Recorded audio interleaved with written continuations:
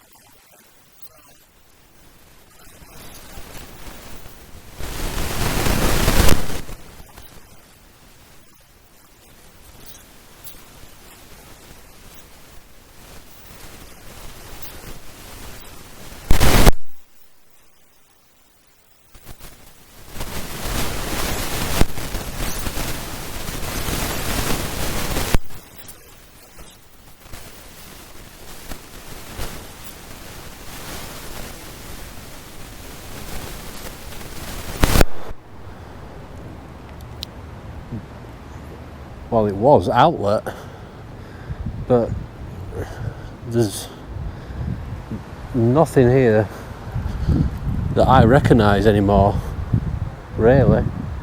I mean, sort of just behind me, there was, well, to be fair, there is still some shops over there, some retail units over that side, but all down here, there used to be a Winn-Dixie supermarket, and that's all gone. There are some other retail units on the other side. I think that there was a liquor store definitely over there when I was last here in 2007, or somewhere around here anyway. TGI Fridays is still here, but everything else was gone. I mean, some of the villa rental markets, the bottom fell out of that when Thomas Cook went under, which was a travel agency in the UK. I mean, they did a lot of package holidays with flights with Virgin and villa rentals down in Davenport. But yeah, all this area's really changed. I mean, there's a Harley Davidson showroom just over the other side there, and this mini golf course, Jungle Golf, Mighty Jungle Golf, I don't think was here before.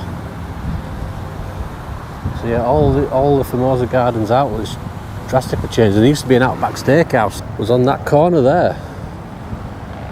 That's where the Outback Steakhouse was, and well,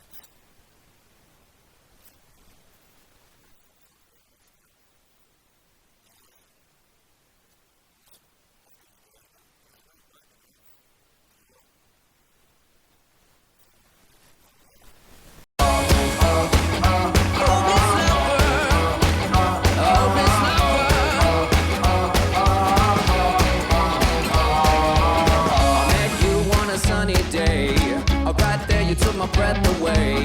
A young and pretty, was it just a dream? The next day you called me up. You told me I'm your little buttercup. You came over and you fell into my arms. Well, I know what I feel. Please tell me your love is real. You make me smile when I think of you.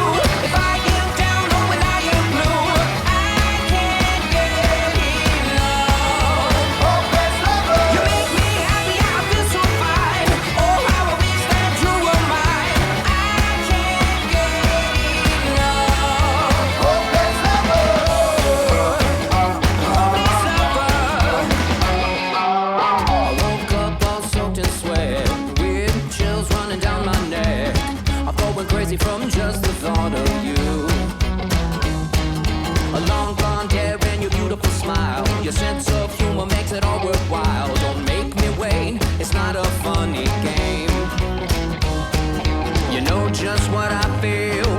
Please tell me your love is real. You make me smile when I think of you. If I am down or when I am blue, I can't get enough. Hopeless lover. You make me happy, I feel so fine. Oh, how I wish that you were mine. I can't get enough. Hopeless lover. Hopeless lover. A hopeless lover. Hopeless lover. You make me smile when I think of you.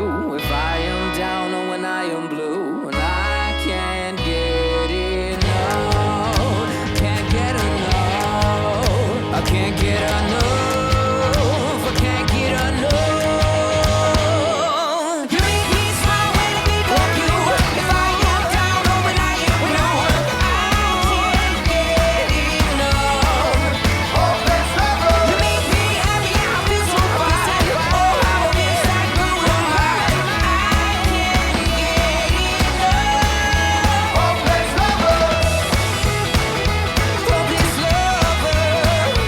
Hopeless lover.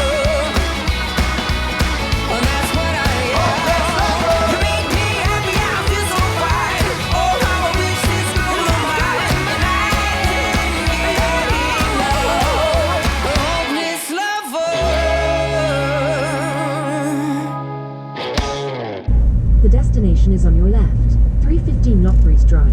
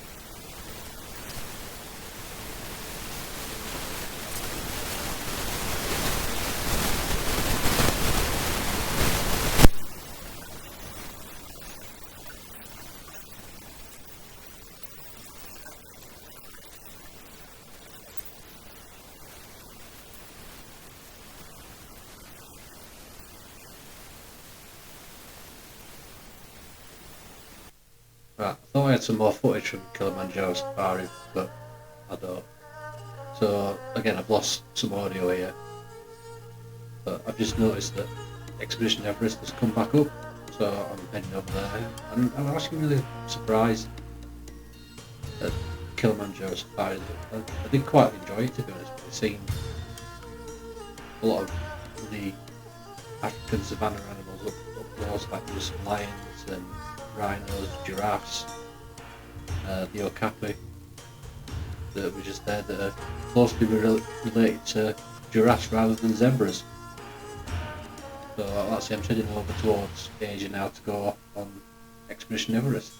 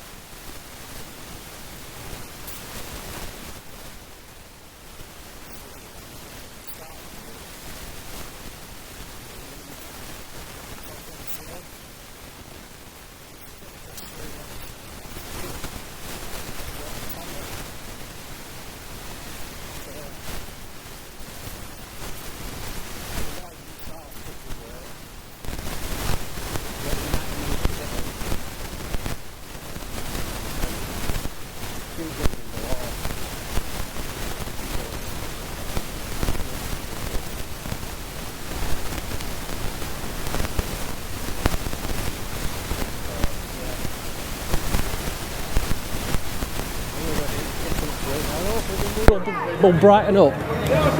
A lot like the day's brightened up. But I'll say right now I'm just in a foul mood. Really foul mood. So I'll catch you after I've had something to eat.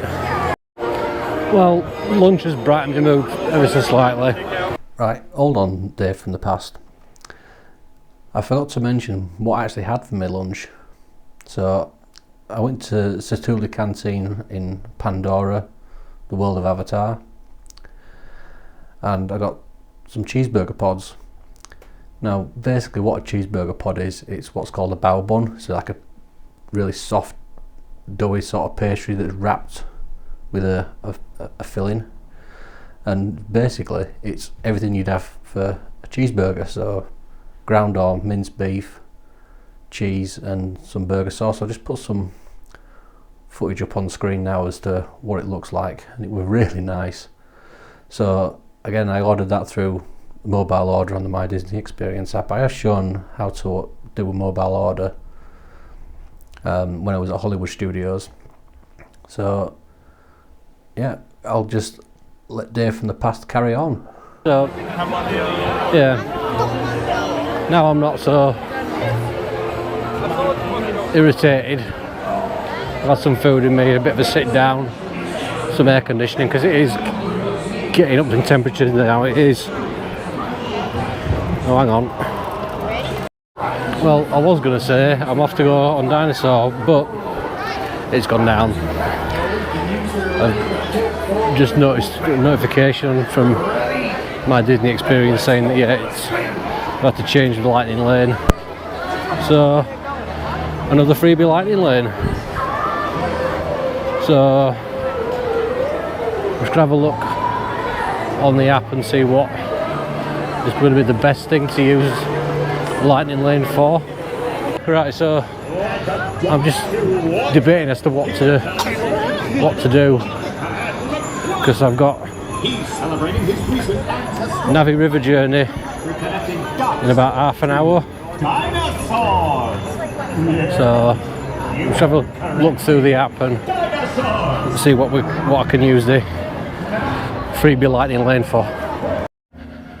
Right, I've modified my lightning lane to do the animation experience.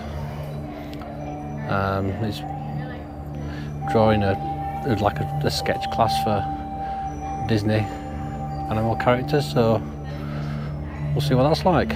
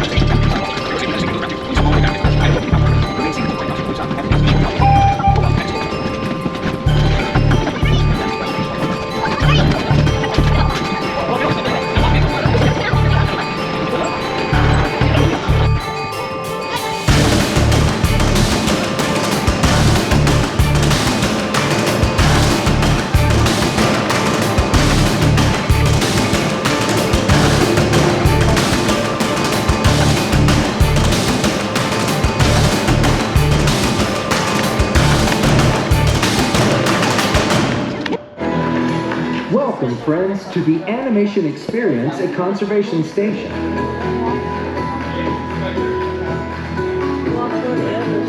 Since the 1930s, Disney animators have put their pencils to paper in service of the idea that the greatest inspiration often comes from the magic of nature.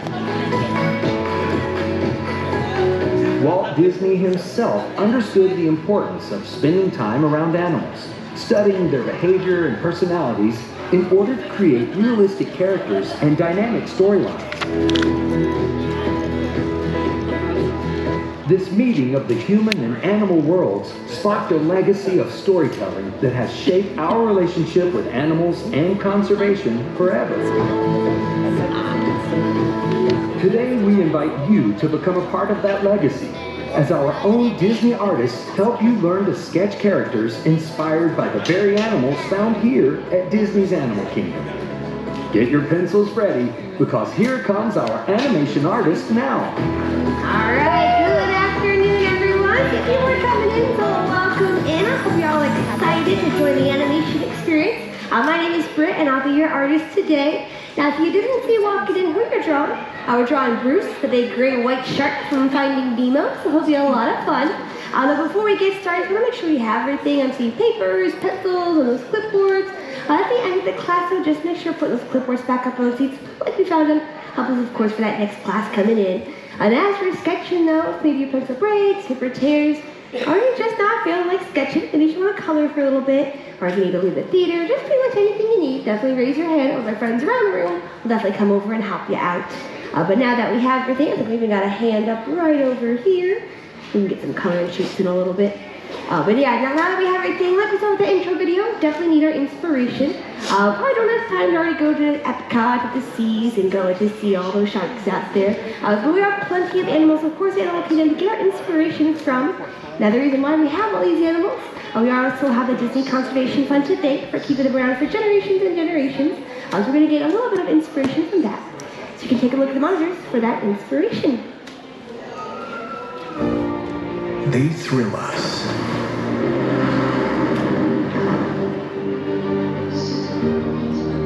Make us laugh. And make us cry. They make us think. She's beautiful. Inspire us. And teach us. Most importantly, they connect us to the world of nature. And right now, more than ever, they need us. Through our efforts here at the park at Disney's Animal Kingdom to share the stories, and our efforts in the field to truly make a difference scientifically in the community and with the animals themselves, our end goal is that we truly make a difference for those animals in the wild. The Disney Conservation Fund is proud to celebrate and protect the wildlife we share our planet with. From our experiences and dedication to animal care, to our work to save wildlife, and our support of conservation heroes, the Disney Conservation Fund is committed to ensuring a world where wildlife thrives and inspiring all of us to treasure and protect the magic of nature. We blend the love of nature and a respect for animals that Walt Disney always had himself with making dreams come true, getting people excited about nature and about being out in the wild. Every single one of us matters and has a role to play. Every single day we make a difference. Let's learn to live in peace and harmony between nations, cultures, religions, and between us and Mother Nature. At Disney, we're not just talking about helping the animals that share our planet. We're doing something about it.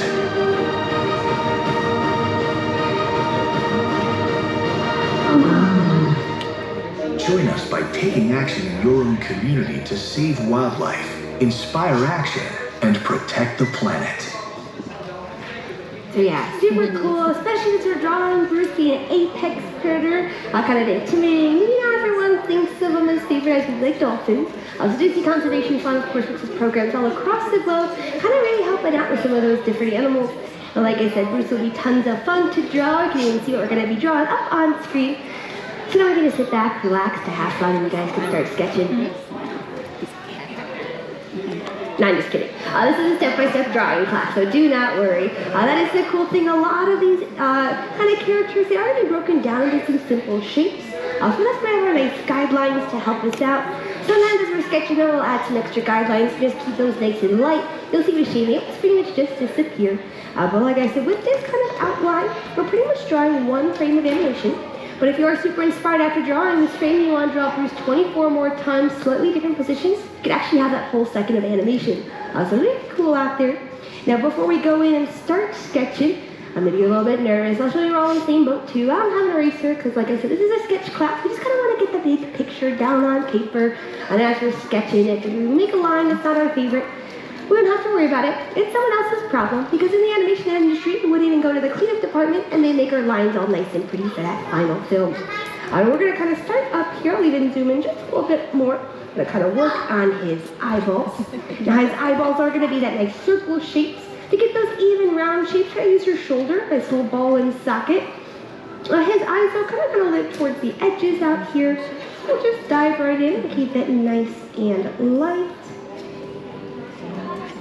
Just getting the idea of that circle. Gonna add one over here. And then you'll notice these two aren't really as even. We're gonna stretch it all the way across. I'm just getting the idea of those circles down. Now one of the reasons why we don't want to darken it in just yet, not only kind of find which circle we like, but for Bruce, we want him to be intimidating. So we're gonna give him some nice kind of eyebrows, kind of got that forehead that sticks out a little bit. Eyebrows, of course, don't exist on a lot of the characters in the wild, but we kind of add that so we can see maybe if he's happy or sad or angry. Now for this eyebrow, it's going to kind of be like a little bit of a check mark. So it's going to live a little bit above the guideline to start, and it's going to head down and then swoop up a little bit. If you got that, you can just go and darken it in. And of course, anything that lives below it for that circle, that's when we'll go and make sure it's nice and dark. Now as we're sketching these eyeballs, and before we really get into Bruce, I do want to ask you guys, who here has seen Finding Nemo? Great, I love it. Thank you, Disney Plus. Keeping a lot of those films nice and alive.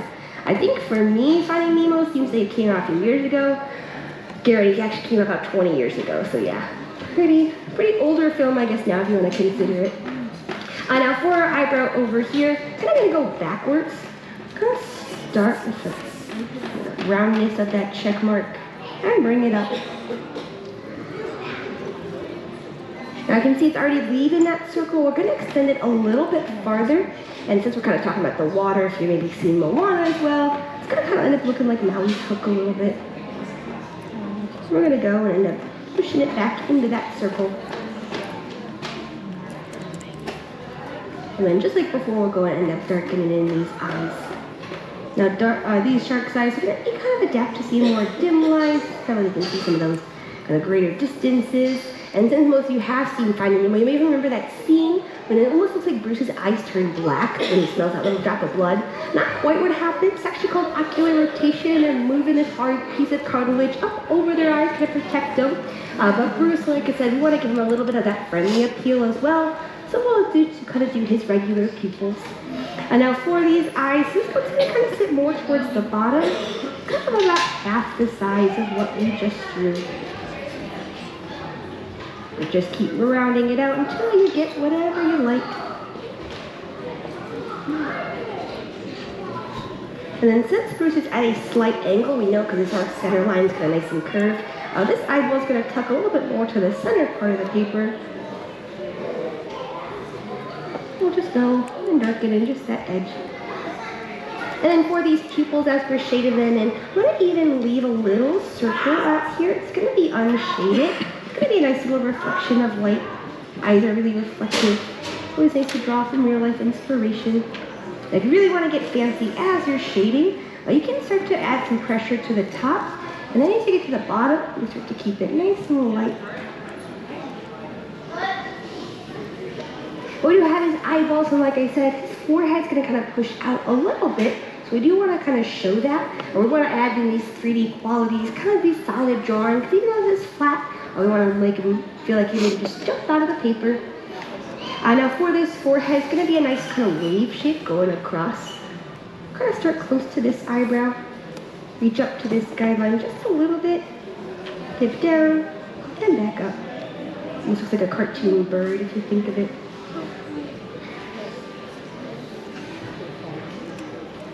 Now their forehead, I know Marlin in the movie gets the nickname Jellyman, but I think it really should belong to Bruce though. Sharks have these jelly-filled pores on the tops of their heads and their snouts and mouths, even to detect electrical fields coming from prey that's kind of hiding underneath the sand, help them when they hunt. Speaking of hunting, like I said, they can usually hunt just by smelling 1 drop of blood and about 1 billion drops of water. So we're going to end up working on his nostrils next so he can end up being that find whatever he wants to end up hunting. Now for this, we're going to show his snout 2 different colors called counter shading, especially important in the water, so if animals look up and they see that shark, they got that light underbelly, so it kind of blends in, and then if they're looking down, kind of that darker sand. It's going to be very much like a little hill. We'll start with just one side, and we'll start to go down. After getting close to the eyeball, we're going to end up kind of going underneath, kind of like a big scoop. So we'll scoop it, and as we're starting to pass back from that eyebrow, bring it up, and we're going to leave the circle. We're going to definitely feel free to darken that in a little bit. Now, like I said, when they're hunting, you might have even heard this from, of course, the Lion King Circle of Life. Everyone has to eat, but the cool thing is, as they're hunting, they're actually really helping a lot of their prey. They're going to usually try to prey on sick and weak animals, so that way the next generation of prey ends up being a little bit healthier. Everyone's got their part to do. And we'll do the same thing over here. Kind of bring this down, and as we get close to the eyeball, kind of dip below, and bring it up. Make sure you're nice and sketchy. Get what you like. We'll go and clean it up a little bit. We can even add in those nostrils, kind of like little tic-tac shapes. This side that I'm starting on over here is just going to be slightly larger. You know what tic-tac is? Kind of like a rounded little rectangle. And this one over here I'm going to make just a little bit smaller. A little bit of that forced perspective.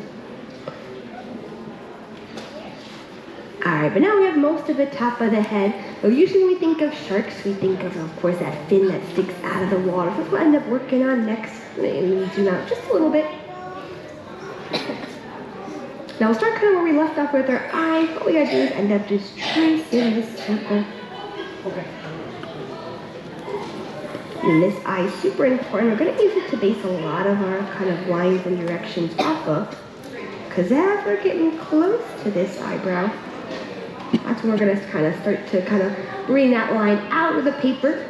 Now if you have maybe 5 extra sheets, probably going to do the whole body of Bruce. We're just going to kind of show that he is a very large animal. I have in this line kind of just fall off.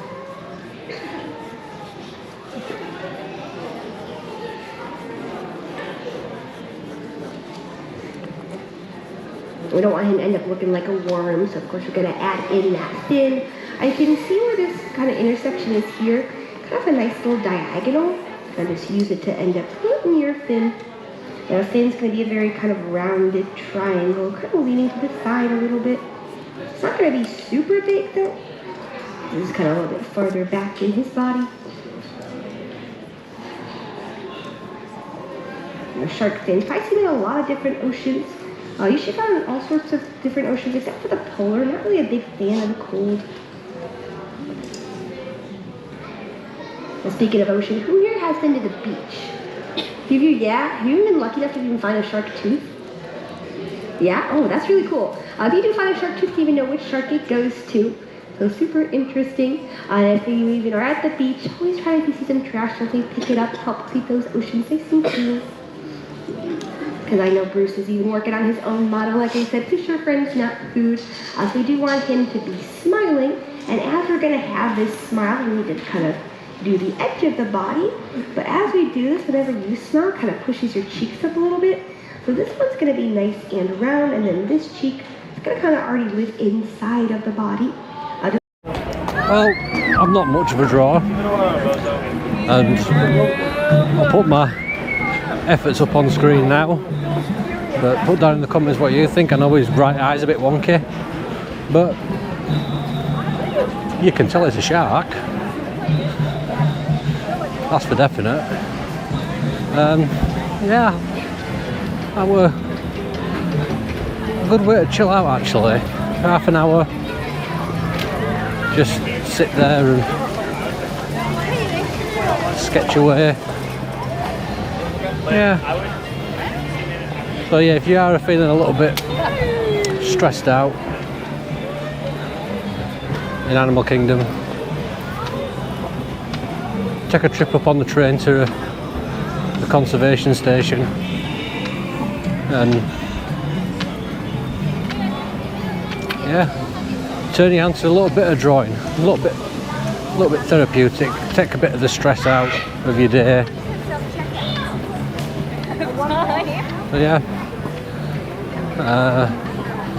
so I'm going to try and use my freebie lightning lane on Navi River journey.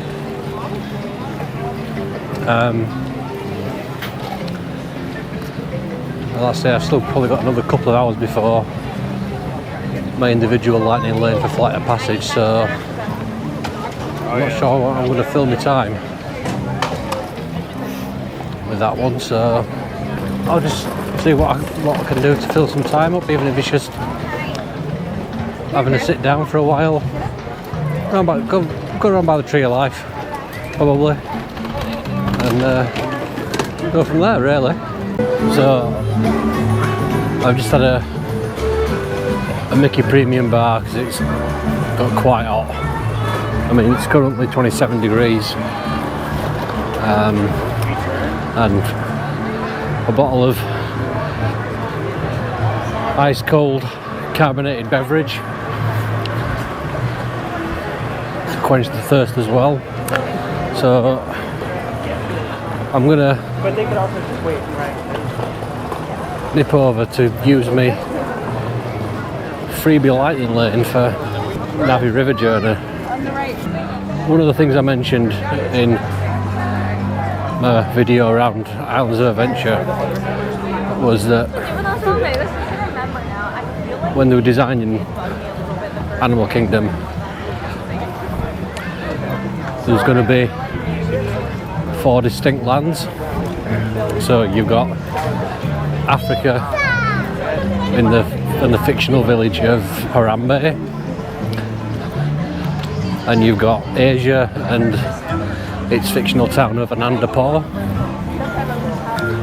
There's Dino Land USA,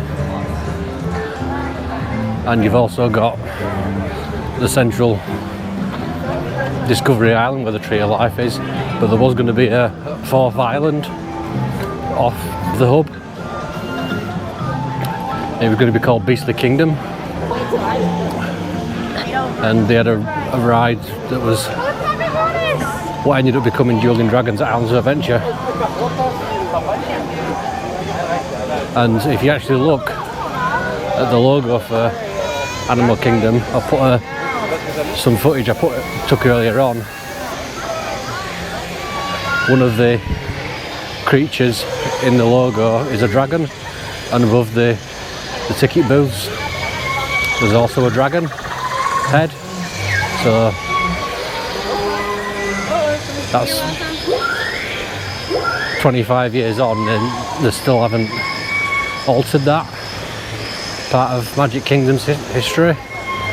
But the land I'm walking into now is where Beastly Kingdom would have been, and it's Pandora, the world of Avatar.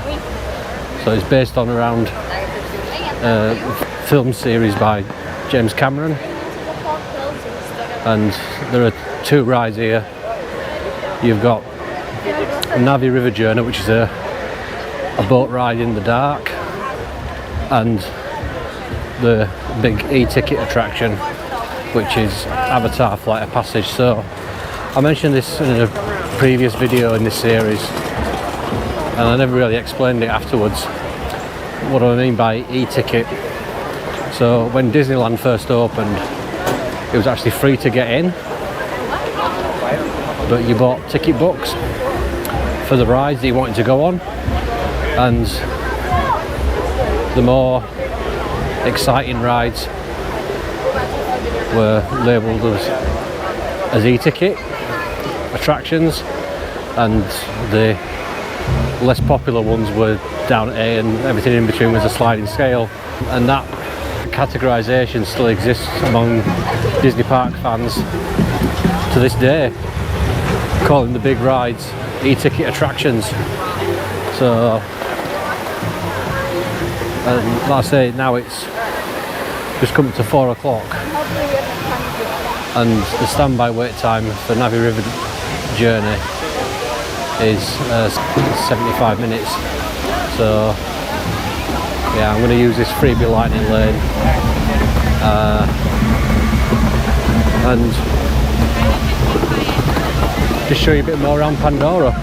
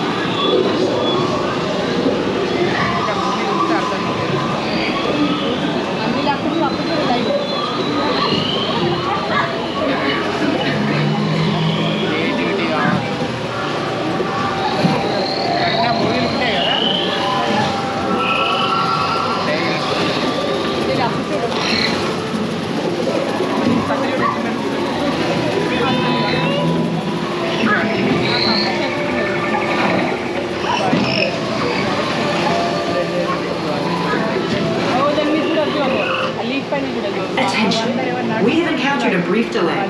Please stay seated in your boat. Your journey through Pandora will resume shortly.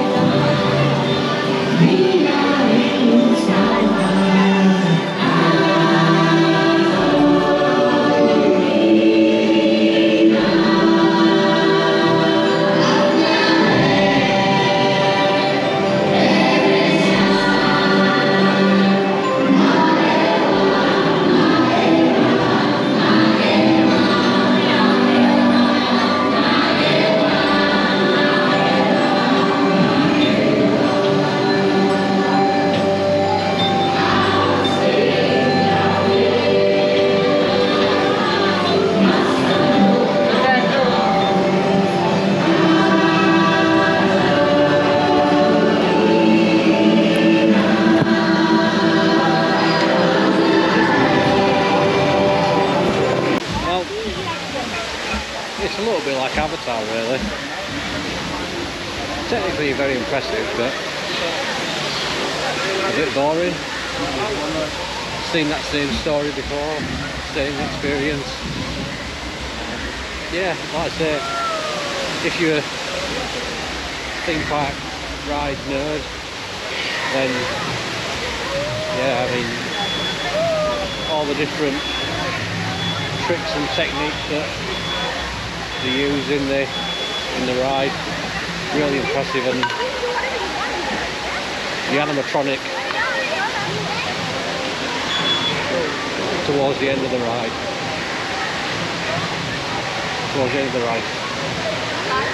One of the most expensive and most impressive animatronics ever. Yeah, like I say, it's not worth 75-minute wait. Personally, I wouldn't use a lightning lane for it, unless you were desperate for just having a lightning lane saved, ready to go, stacked up. But it's a good use for a freebie lightning lane, like I've done. Like I say, I was on within 10 minutes, if that. But that's another example when two touch points. There was one at the start of the lightning lane and one halfway down as well. I didn't have the camera out at that point to be able to film it, but yeah. So yeah, sometimes they'll have a cover over them, over the touch points, and sometimes they don't.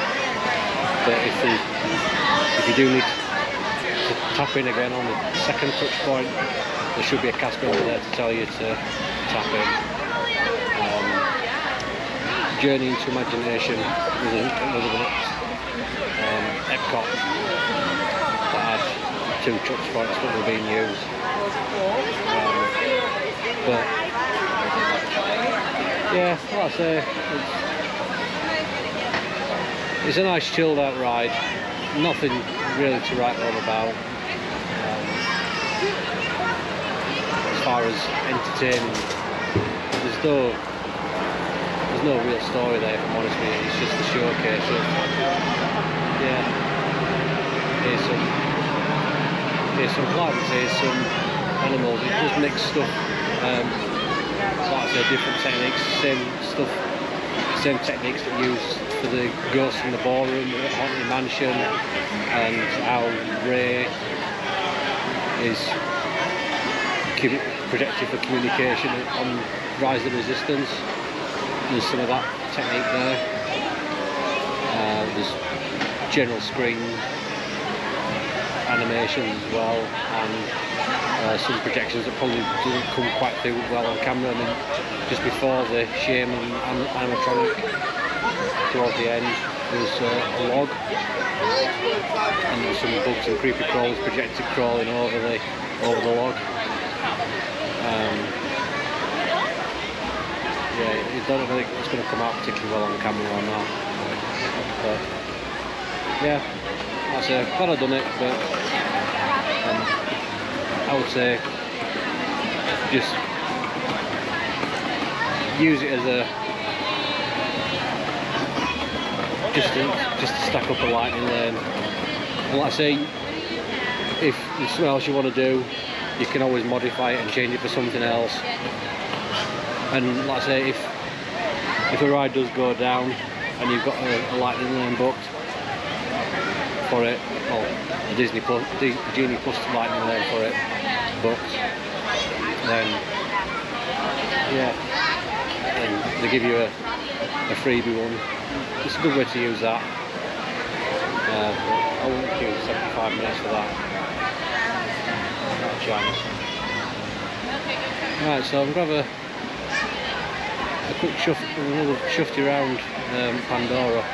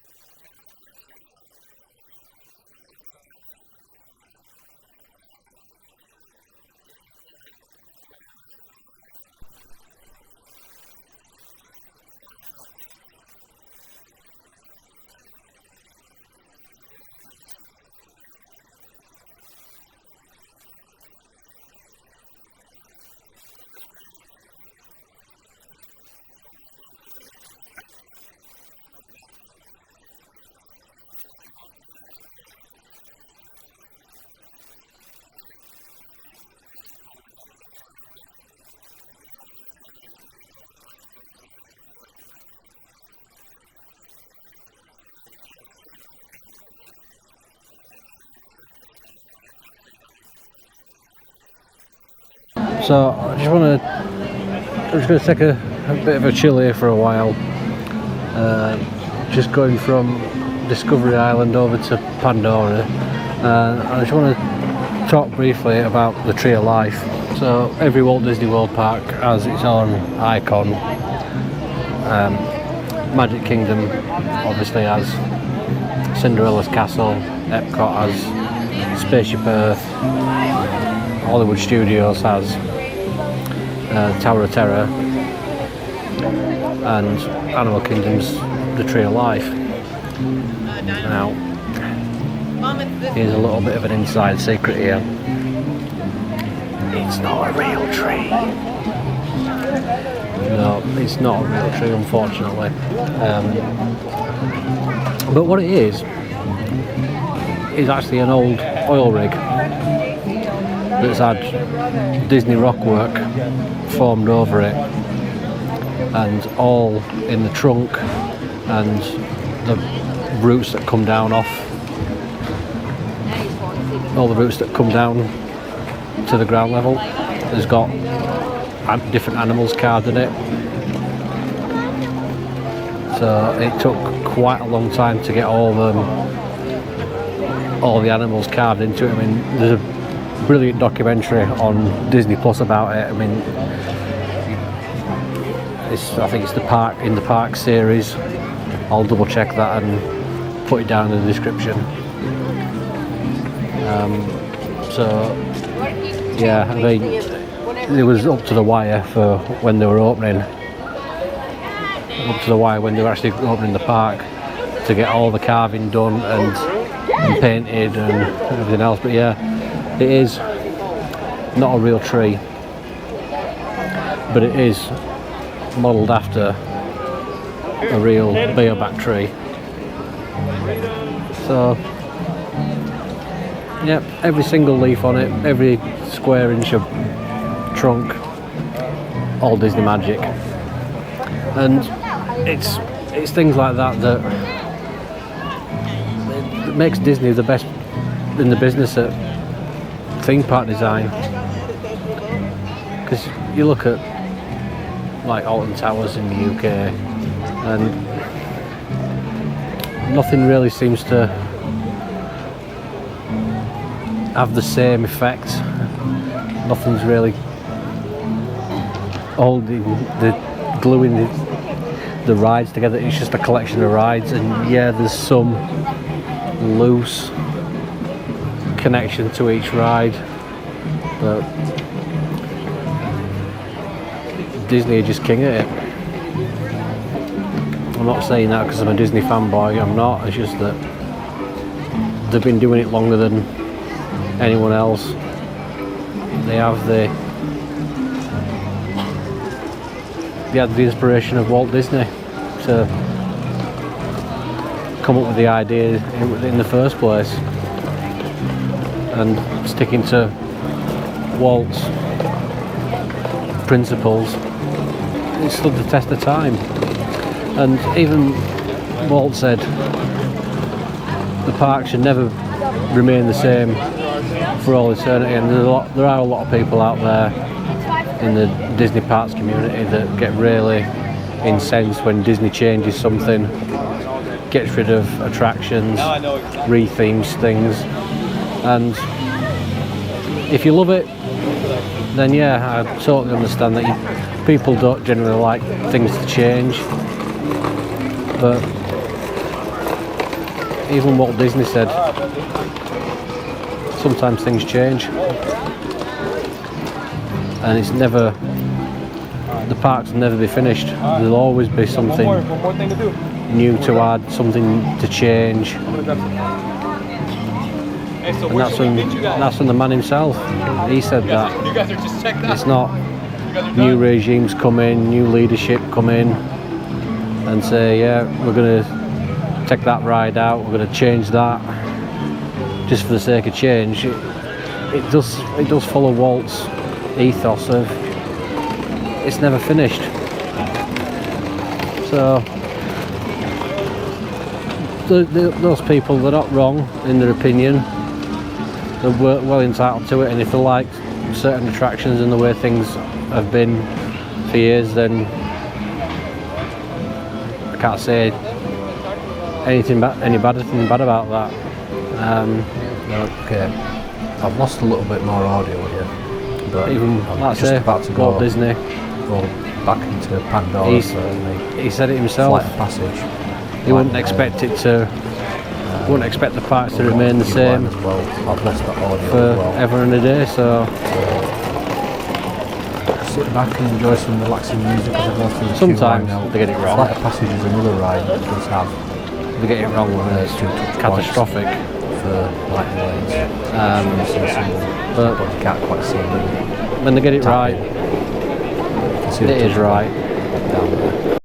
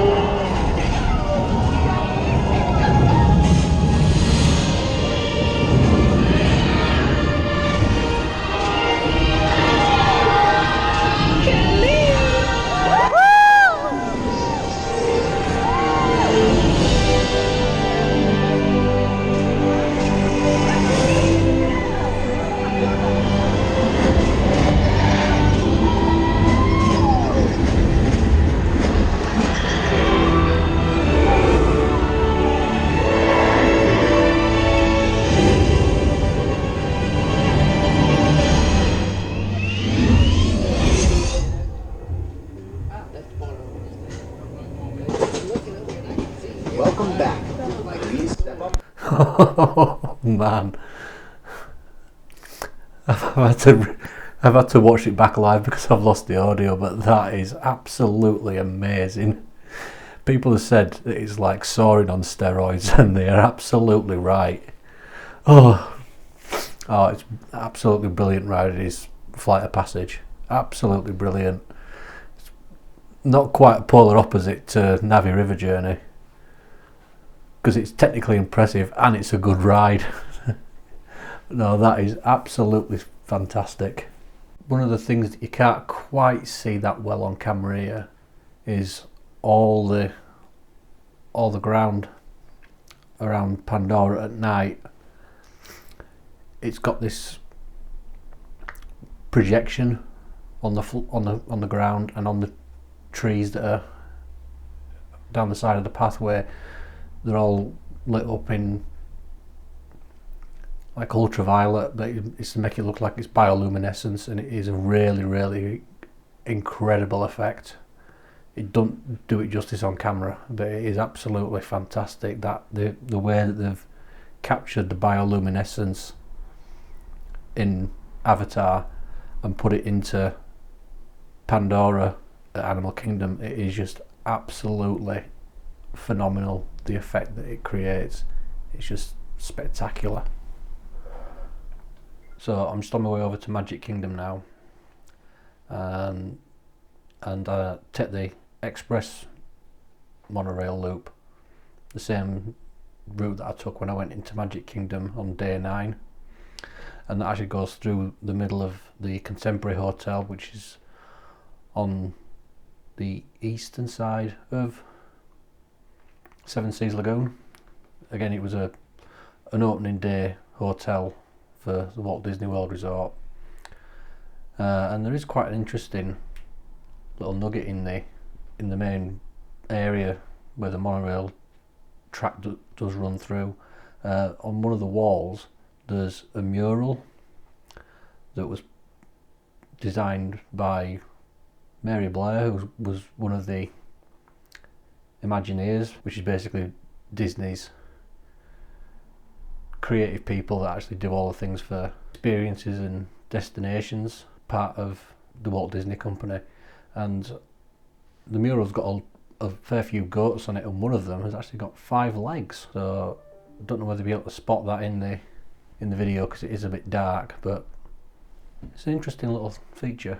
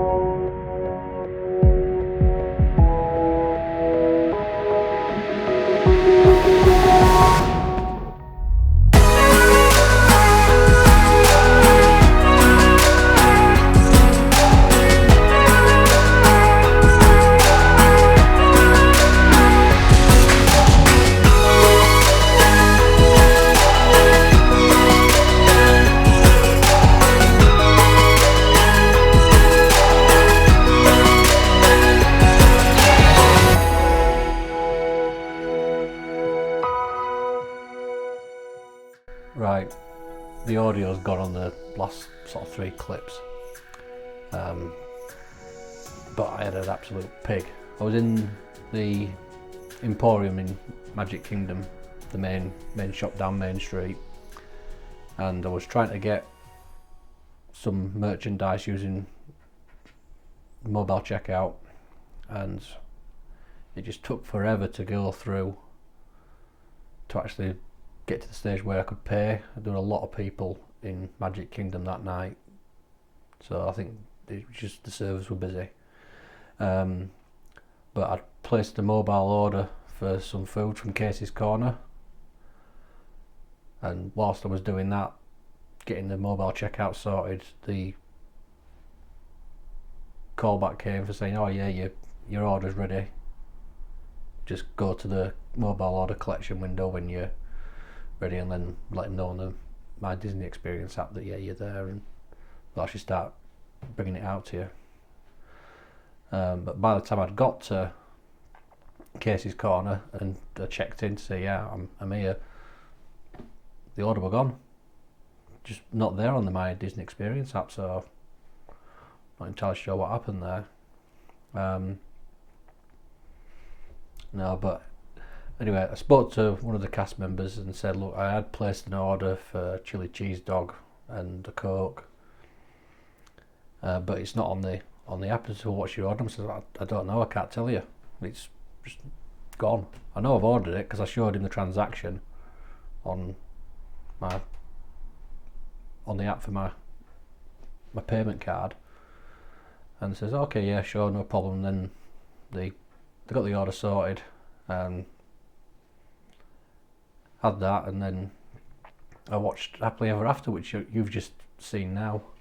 That's the main fireworks show that's running on a non-holiday party night, so when it's not Mickey's Very Merry Christmas Party or Not So Scary Halloween, that's what's been running, that fireworks show. It's a really good show. I've had to overdub some royalty-free music over the top of it so I don't get dinged on copyright on YouTube. I was a bit tired by that point, but I did end up going to guest services because once the Happily Ever After had finished, the order came back. It's crazy. So I went to guest services and I said, I've got issues with mobile order, and it's signposted so you can find it easy enough. And I said, oh yeah, right. Well, she said, right, well, we'll cancel it. We don't want you to get charged twice. So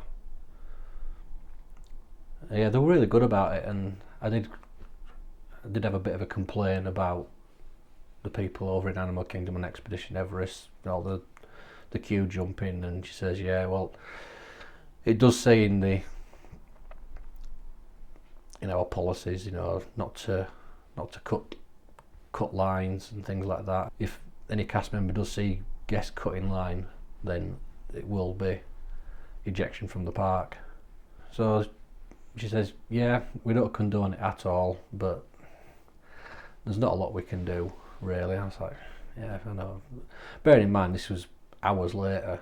But one of the things with Disney is that if you're celebrating a particular event, I'll be back in a second. So if you are celebrating an event of some description, you can go to guest services and get a button badge, and they make these up for you at guest relations. And obviously because I was going away for my birthday, they write on what your name is and put a little Mickey in. So that's quite a nice thing that Disney do. I think Universal do something similar as well. And I wasn't really bothered about getting a birthday badge. I was just talking to her casually after I dealt with everything. She says, and I said, oh, and it's my birthday tomorrow. And she says, oh right, okay, well, we'll make you a badge up. When I go into a Disney park, actually on my birthday, I couldn't find that because I was in so tired. I'm nearly at the end of of the holiday now anyway, but like I say, I was getting tired. It was quite late when I got back to the hotel, and the next morning I just could not find it, so I did go to guest services the next day and I got a replacement. So that will do it for this video for Animal Kingdom, and a bit of a trip down memory lane down Highway 192 and down into Davenport, Hampton Lakes. So if you liked it, give it a thumbs up and consider subscribing and turning the notification bell to all, so you're notified when all new videos go over to the channel. And I'll see you in a bit.